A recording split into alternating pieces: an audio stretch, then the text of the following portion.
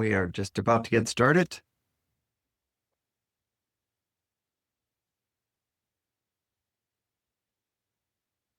Okay, let's kick this off. Hey, welcome everyone to our Facebook Ads Blueprint training for oral surgeons. Now, having talked to well over 100 oral surgeons throughout the country, there's a wide variety of practices. The groups that are very aggressive in their advertising and they're always growing and expanding and they have additional offices. And then there's a large group that is much smaller. I've talked to several people that are just starting out. They're just getting a local presence. They're networking with other dentists and so on. And then, of course, there's everyone in between. This Facebook Ads Blueprint can work for all those people. And I have some really exciting content to cover. For those of you that have tried Facebook ads in the past, what I've seen in my conversations, people have said, oh, we tried that, it didn't work. I was wasting money, wasting budget, didn't see a return on investment. This is going to be different than what you maybe have seen in the past. This is a bit more strategic, and it's a way to scale this Facebook ad system, this blueprint.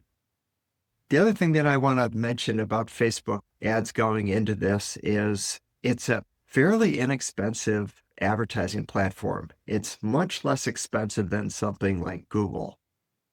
Part of it is because it's considered a disruptive ad platform in that people aren't necessarily looking for an oral surgeon. It's like a disruptor distraction. Maybe someone is on their favorite website, they're checking whatever, their scores on ESPN, and they see an ad.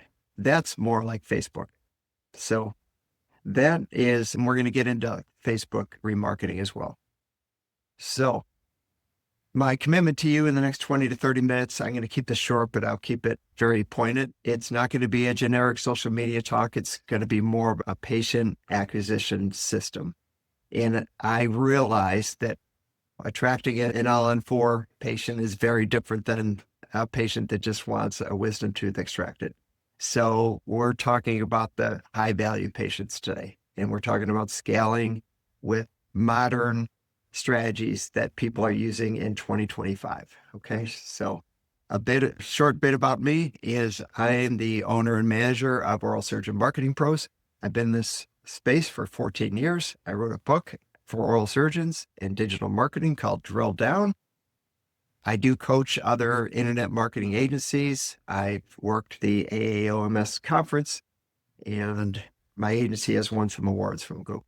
So I want to share that wisdom with you. On a big picture, where we're going today, there's a 3-part series to this. It's the patient journey funnel, which we'll probably spend the most time. The second part is how to scale this. And then the third part, of course, is we need to make it HIPAA compliant. So that's the big picture. And let's dive right into the patient journey. Similar to, you've probably heard this analogy before, you don't go to a bar and find someone and talk to them and propose to them, right? That's just way too much too fast. And in the oral surgeon practice space, it's challenging to ask someone to invest $26,000 on a major surgery just off of a single ad. They need to know about you. They need to warm up to you. They need all the things that we all look for. Is this doctor credible? Do they have great reviews? I want to see some case studies. I want to hear some patient testimonials. Where are their credentials and so on? You need to build trust. And so what Facebook allows you to do is build that trust and set up a funnel. And that's what I'm proposing with this customer journey. So we're going to start with the top of the funnel. And what you want to do here is basically introduce your audience and build authority.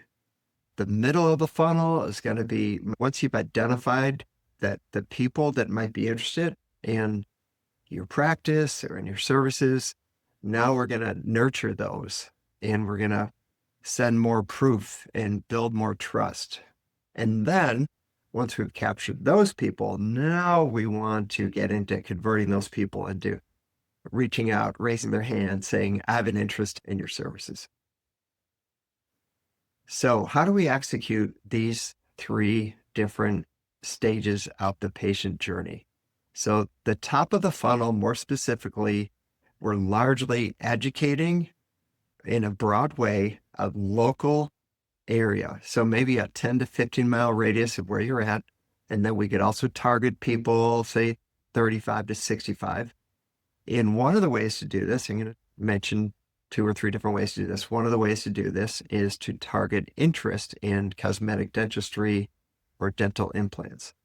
Now, Facebook, I don't know if you remember this, a few years back, Mark Zuckerberg was dragged in front of Congress and he was forced to answer a whole bunch of questions that obviously he wasn't comfortable answering or trying to answer. And it was after that, what Facebook did is they pulled back the amount of items that they would allow marketers to target. So they had to make it much more generic as far as targeting options. But just know that they're still there. Know that Facebook has the ability to target people with very specific interests in things that they've done on the internet. They know that. They just can't allow marketers like us and you to target those so specifically. But just know that they're there, and Facebook could use that information to help support your marketing efforts. So what works best in today's world are short videos. We all have shorter attention spans. Thank you, TikTok. Videos like Meet the Doctor or a tour of your facility, informational videos, those work really well. Keep them short. And then your calls to action on this top of the funnel. Learn more is the most common one. That's what tends to work the best at this stage. So second part of this patient journey is going to be the middle of the funnel. Now, know this, interesting, because we're jumping here. Facebook allows you to do this. So what we're doing is we're capturing or identifying the people that showed any kind of interest into your videos, your website, anything like that. And we're capturing that information. Talk about HIPAA in a second, but we're capturing that information and now we're just targeting that group. So you're going to spend even less money, but you're going after a higher intent audience, people that have already expressed interest in your website or a video or information that you sent them. So that's who we're going to target in this middle of the funnel group.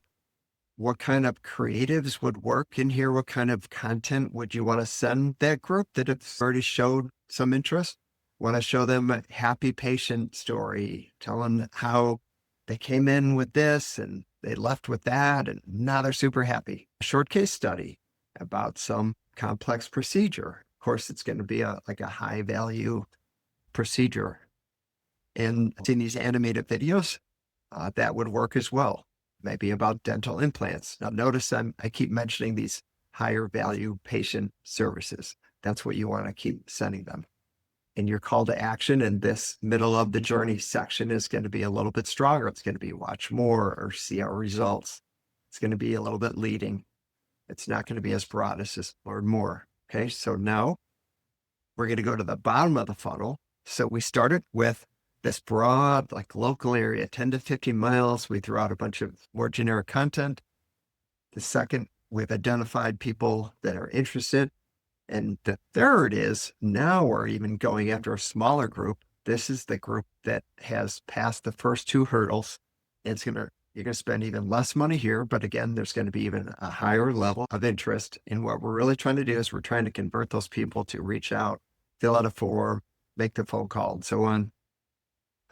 What works here is actually more of a specific offer, like free dental implant consultation or $500 off on full arch restoration, something very specific, something they can take advantage of. Show images of welcoming practice and a happy team. I always like the videos where you could see the practice, where it feels welcoming because what you're getting into. And of course, you're going to want to show a clean, spacious area with the person at the desk who's friendly, who doesn't look rushed, and the desk is clean. It looks inviting. It looks like you're ready to help take care of them. And your call to action will be book now or get the offer, something like that. Okay, so we covered the first part, which is the patient journey. Now we want to talk about scaling. So these are more advanced techniques for marketing dominance using Facebook ads. So the goal is to find thousands of new people who are just like your prospects. There's a there's a phrase called a lookalike audience that we can create inside Facebook. And how we do that is we feed data to Facebook. And again, I'll get into HIPAA compliance last, but we can feed data to Facebook and say, create a campaign that looks like these kind of people. Now, who would those people be? They might be people that have gone to your website and converted into purchasing your services, or maybe they just converted and came in for a consultation, or people that have watched 75% of your videos. That would be another great lookalike type audience that Facebook could target. Just a quick note about this. I'll get briefly into the HIPAA aspects, but there are third-party tools that you could load this data in, which makes it HIPAA compliant. So you just have to be aware of that. So that's one of the strategies, create a lookalike audience. And another part about this scaling issue is it's important as an owner, as you're thinking about this, and too many owners think in terms of what's my cost per lead. But if you shift that into thinking, what's your return on ad spend? That's a different type of thinking, and it might expand your thought process and what you're willing to spend to bring in additional revenue and increase your profits. So one of the exercises that I like to do when working with an oral surgeon is help them identify like their revenue that they're going to bring in per service, and then their profitability that they're going to make off of each service. So if you could figure that out, that's going to really help you adjust your thinking. So let's say, everyone has different prices for everything, but let's just say a full arch case is worth $26,000. So the question is, would you spend $2,600 on ads to bring in that one case? Now, almost always when I ask that type of a question, I get a yes, because what you're getting is at 10 times return on ad spend. ROAS is a common marketing phrase to evaluate your return on your spend. And most everyone would say yes to that because that's a great return. Now, if you agree to that kind of thinking, one of the strategies would be is to set your Facebook cost per acquisition for a new patient just for that number so that you could scale and stay within that budget. So that's one of the strategies for how much do I spend on this kind of a system. And then to really get a great result, and I love this about digital marketing, you could do split testing. So a lot of people do split testing wrong, and that they have more than one variable. But there's two keys to have a successful split test. One is everything needs to be the same and needs to be isolated, and there needs to be only one variable. And then the second thing is you need to get enough results so that the standard deviation is very low and that you have a clear winner. So if you keep those two items in mind when you run a split test, you're going to get really powerful results, and it positions you to scale. So some things that you can test are something like, what's going to work better? The phrase free consultation or $500 off on a treatment. You could you can run a lookalike audience versus an interest-based audience and see which one works.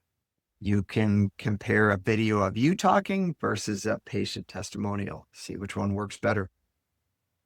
One I haven't mentioned, which is not on the slide. Earlier, I mentioned how powerful the Facebook metadata is and how they keep track of so many different items on the internet, but they don't allow access to that. So one of the things you could do is you could run just your local broad-based kind of generic campaign versus telling Facebook to say, hey, Facebook, here's the geo area, but just you go after who you think I'm after. Just allow Facebook to do their magic and see what happens and compare that to see what's going to give you better results. Split testing is a great way to optimize your advertising and to kind of see what's going to work best for you. So, part three, compliancy. Obviously, everything has to be 100% compliant with HIPAA. Absolutely critical. You have to protect your data. Your CRM system has to be HIPAA compliant. You can never upload data directly to Facebook.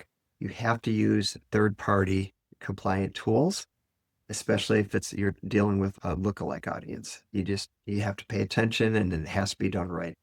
Of course, you need a secure website, landing pages, a contact form. All that stuff has to be HIPAA compliant.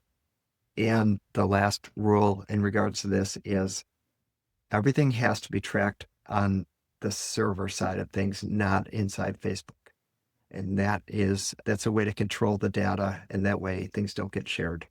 So if you follow these procedures, you will be HIPAA compliant, and that does allow you to use Facebook to scale and to bring in patients and help grow your practice. All right. Your 90-day action plan. One of the things that I've always believed in the various businesses that I've had is you got to allow yourself to figure out a lead source and figure out a system. I'd recommend to not just jump into some kind of a new lead source and try it for 2 weeks and, oh, I tried that. I tried that. It didn't work for us. We got busy. If you're going to do this, do it right, give it a chance. And if you do it right and you're doing the split testing and you're optimizing it and scaling it, it's the best way to get results.